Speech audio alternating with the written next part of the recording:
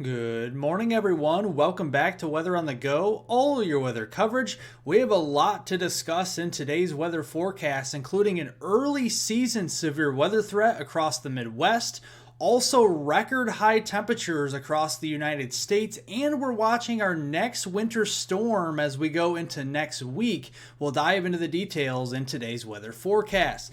Let's look here at our low temperatures as we always do each and every morning. Let's look out the door here and you can see very warm across the middle of the country, all the way up into Minnesota and Wisconsin and the eastern Dakotas. Temperatures are into the lower 40s to start off the morning, 50s further to the south toward the Kansas City region, waking up at 51 this morning, and down toward the Dallas-Fort Worth area in the mid 50s at 56 degrees here as of this morning. And those morning lows are actually well above normal for this time of year. Up here into the upper Midwest, many areas 30 to as much as 40 degrees above normal for this time of year for your morning lows.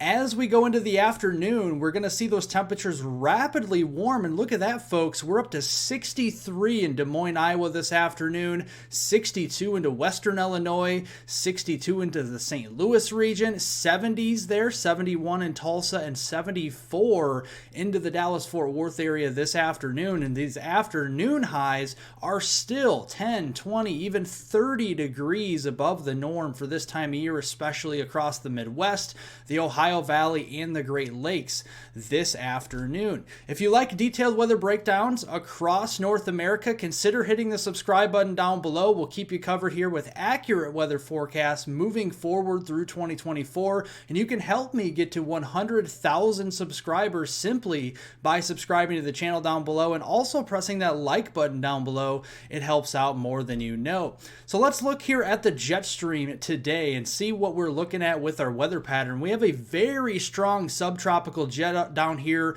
across the southern United States, and this has actually been characteristic of our El Nino winter. Typically during an El Nino winter, you see that with a stronger subtropical jet across the southern U.S. bringing in the eastern Pacific moisture and the cooler temperatures, and then you have that less active polar jet stream further to the north with high pressure parked over Canada, and that typically brings warmer and more mild conditions but also drier weather across the northern tier of the United States with a typical winter El Nino pattern. So looking at our current weather conditions this morning, we have a strong low pressure system up here in eastern South Dakota. This is a 991 millibar low pressure. And if you know, lower than 1,000 millibars typically signifies a strong low pressure system, and it's bringing in all that cold air advection on the backside of the system. That means snowfall for portions of the Dakotas, especially the western Dakotas this morning into Montana and much of the Rockies and the inner Mountain West, seeing that snowfall. The warm side of the system, we have the warm air advection from the Gulf of Mexico all the way up here into the upper Midwest, including Minnesota, Wisconsin, and Iowa, seeing some rain showers this morning. And it's that storm system that's feeding right off of the Gulf of Mexico. These are your precipitable water values in inches. And notice the prime source for moisture is the Western Gulf that's moving up through the Mississippi Valley and into the upper Midwest, wrapping around this strong low pressure system. And it is cause for concern as well today because this is an early season stronger low further north, so that's pulling our dew points into the 50s all the way up into southern Wisconsin, eastern Iowa, and northern Illinois this afternoon. And this could actually give us enough energy for some strong to severe storms as well, conditionally across this region. So the Storm Prediction Center has gone ahead in their day one outlook and outlooked northern Illinois, far eastern Iowa, into southern Wisconsin, including the Janesville, Monroe region, Madison over to Milwaukee, Chicago, and the western suburbs of Chicago, back over here through Rockford, Illinois, down toward Peoria, and also into the Davenport Quad Cities, with a marginal risk for severe storms. That one or two of these storms could become severe, and with the threats for damaging winds up to 60 miles per hour shower here across southern Wisconsin, far eastern Iowa into northern Illinois, and quarter-size hail as well across those very same areas. But the concern as well is the mid-level jet rounding the base of this trough across the Midwest. We have very strong winds out of the west-southwest here aloft. This is several thousand feet above our heads, and you can see that looking at the low-level jet here at the 850 millibar layer, the winds are coming out of a little bit different direction out of the south-southwest, so a little bit of rolling going on in our atmosphere. And if you have enough energy for that, we have a very small chance, but a chance nonetheless, of tornadoes across southern Wisconsin, far eastern Iowa into northern Illinois, including the Milwaukee area, Madison, Wisconsin, Rockford, Illinois, and Chicago, and even back over here toward the Davenport, Iowa, Quad Cities region as we go through later on this afternoon. So timing it out here this morning, we have a band of some showers moving across the upper Midwest. This is not the prime area we're looking for. This is just going to be bringing some sprinkles, some lighter showers, and maybe a rumble of thunder through the morning hours. The afternoon, peak daytime heating, we're talking 2, 3, 4 o'clock time frame. We're going to watch for potential initiation of some strong thunderstorms. Now, it won't be widespread. It'll be isolated here across southern Wisconsin, far eastern Iowa, and northern Illinois if these storms develop. We do have a cap on the atmosphere, which means it's kind of a lid on the atmosphere. We have warm air at the surface and a little bit of some warm air aloft above our heads, and that may prevent some of these thunderstorms from forming. But if they do form, they could be producing some damaging winds up to 60 miles per hour, some quarter-size hail, and a couple of tornadoes, and then they're gone as we go into the nighttime. So just a few hour window between about 2 p.m. this afternoon and about 8 p.m. here this evening for some stronger thunderstorm activity there across those areas. Moving throughout the rest of the United States, this system will be causing some rainfall across the upper Midwest outside of that area of severe weather across Minnesota, Iowa, and Wisconsin here. Heavier snows back across portions of eastern Montana into the Dakotas here in southern Canada. We're talking about southern Saskatchewan, southern Manitoba, and western Ontario today. That system will continue to make its way further off to the east, producing some snow up here into northern Minnesota. We'll change that rain over to snow tonight as that cold air advection moves in from Canada into the United States. Then as we go into Friday, that system's going to be moving into southeastern Canada here, but we could have a trailing cold front bringing a little bit of some rain shower activity across the Tennessee and Ohio River Valley. Nothing severe on Friday. Then we look back off west here across the Pacific Northwest. Yeah, look at all that snowfall in blue showing up there from Oregon, Washington State, down through Nevada there, Idaho, Montana, Wyoming, Utah, Colorado. A lot of those states out there seeing some snowfall on Friday and even into Friday night time frame. So definitely seeing a lot of snow out there. The system overall will not be a big producer of heavy rain, so we're not worried about any flooding up here across the upper Midwest or anything like that, but it's definitely going to be efficient at producing some snow, especially for southern Canada here into portions of northwestern Ontario. Possibly up to a foot of snow will be falling with this system, with a trailing area of snow of 1 inch to 3 inches across the Dakotas,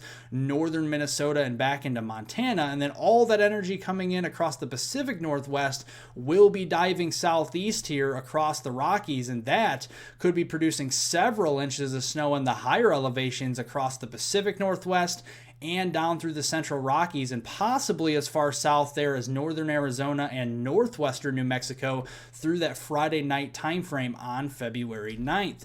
Looking at that though, with the impacts on the roadways, if you are traveling out west or up north here across the Dakotas or northern Minnesota, or again across the Rockies, make sure to take it slow out on those roadways. We do have some minor to moderate and even major travel disruptions possible out there, especially as you go up in elevation through Friday night. So make sure, again, you are taking it slow out on those roadways. Now talking temperatures, we could be seeing some record highs not only today, but as we go into Friday. Look at the high temperatures across the Ohio Valley. We're up to 60 in Indianapolis, 61 in Cincinnati, and 57 up here into Detroit. That is very close to, if not into record territory on Friday. As we go into Saturday, that shifts just a little further east, and look at that, the Northeast, the Mid-Atlantic, and the Southeast getting temperatures into the 50s 50s and 60s on Saturday, and that extends into another day for the weekend on Sunday as well. And like I mentioned, the Northeast, look at the I-95 corridor on Saturday here from Boston through Hartford, New York City, and even down toward Philadelphia. Temperatures well into the 50s, if not into the low 60s on Saturday. A little bit cooler on Sunday, but hey, we won't argue with this. Upper 40s for Boston at 47, 47 in Hartford, and 50 in New York City, and even 53 down into the Philadelphia region. We'll take it for this time of year. We know it can be a lot colder, and again, we'll take it as we go into Sunday. Speaking of the weekend, we are keeping an eye on a system, so what is good now will actually turn to winter as we go toward the middle of February. It is February after all, and there's a pretty potent storm system for the weekend moving down into the southern plains here. And we talked about the jet stream, how it's further to the south. Look at this energy here. This is the 500 millibar vorticity signature for Saturday and Sunday this weekend. And this basically just shows the lift and the spin in the atmosphere. And you can see a low pressure system moving into West Texas by Saturday night. That will shift across the Tennessee and Ohio River Valley as we go into early next week on Monday before moving further east toward that I-95 corridor and off of the East Coast as we go into that Tuesday timeframe on February 13th. So tracking our precipitation trends through the weekend and early next week, we'll start here on Saturday the 10th. And notice we got rain and heavy rain again across the lower Mississippi Valley and the southern plains. Right now, there could be a threat for some isolated strong to severe storms if we have enough moisture and instability building across this region. But right now, it looks like widespread cloud cover and rainfall may actually hinder some of that severe weather threat. We'll keep an eye on it.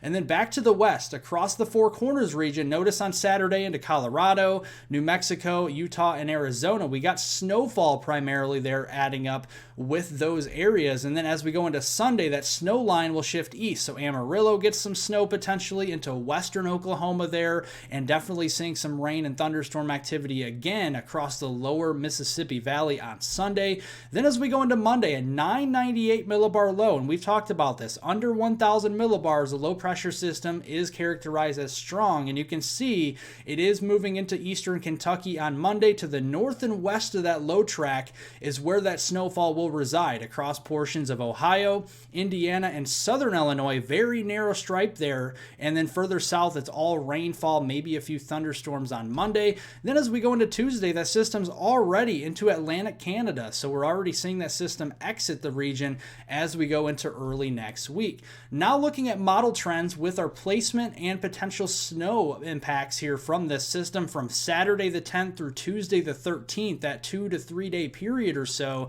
you can see from the southern plains through portions of the Ohio River Valley and into the Northeast, and this could include the I-95 corridor. The European model here is showing a narrow but a potent swath of snow here, generally from the Amarillo area through Tulsa, going through St. Louis there and into portions of Ohio, into the Columbus region, and then up through portions there of Albany, New York, and Boston, Massachusetts on this model run.